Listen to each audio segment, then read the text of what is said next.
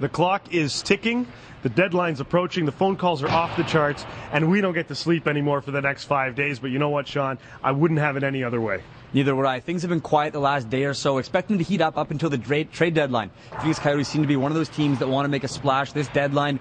They brought in Lee Stepniak from the Toronto Maple Leafs last season. Expect them to make a similar move to bring in a similar type player like Stepniak. Rumors, Mikhail Grabowski's name has been thrown around. Yeah, and the Coyotes have been scouting the Maple Leafs for the last couple of months, and their assistant GM, Brad Treliving, has even taken in a few games of his own here in Toronto. So there might be a mix, a pretty good mix, for these two clubs as the deadline quickly comes near. One other team who has drastically changed their mind on what they want to do at the deadline. The Columbus Blue Jackets started off as sellers. A lot of rumors about they wanted to ship guys out. Only 2 points out of the playoffs now. It looks like they want to be buyers. It looks like they want to make a playoff push. Yeah, and Scott Housen, the general manager, had been looking at the possibility of moving guys like Klesla and Huzelius and bringing in some younger talent to mesh well with the younger system they've got there. But it now looks like he's holding back a little bit and could move still a guy like a Jakub Voracek for another offensive type of player or some help on the back end. Well, the thing about the Western Conference is there are so many teams so tight in the standings. 1 minute you're a buyer, 1 minute you're a seller. It's going to be hard for those Western Conference teams to decide.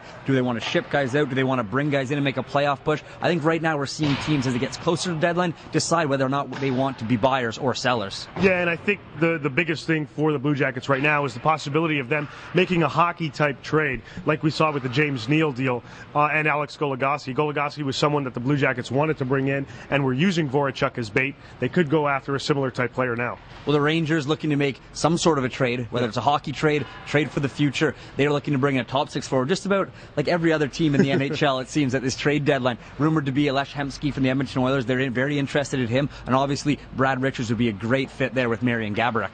Yeah, and it looks like they might be moving some younger pieces on the roster to help bring in that top-line talent. And the name that's being thrown out there right now is Michael Del Zotto, the young stud defenseman in New York. He had a little rough patch earlier on in the season, was sent down to the AHL. Bit of a knock for him just to say, hey, look, buddy, you're in the AHL. Let's act like it. So he just needed to get some more confidence in that regard. And it looks like because of how highly touted he is, he could be someone they could swap out for maybe a Hemsky or even a Brad Richards. Well, if a team's looking for an offensive defense, and Michael Del Zotto would be a perfect fit for them. He came into the NHL, put up great numbers.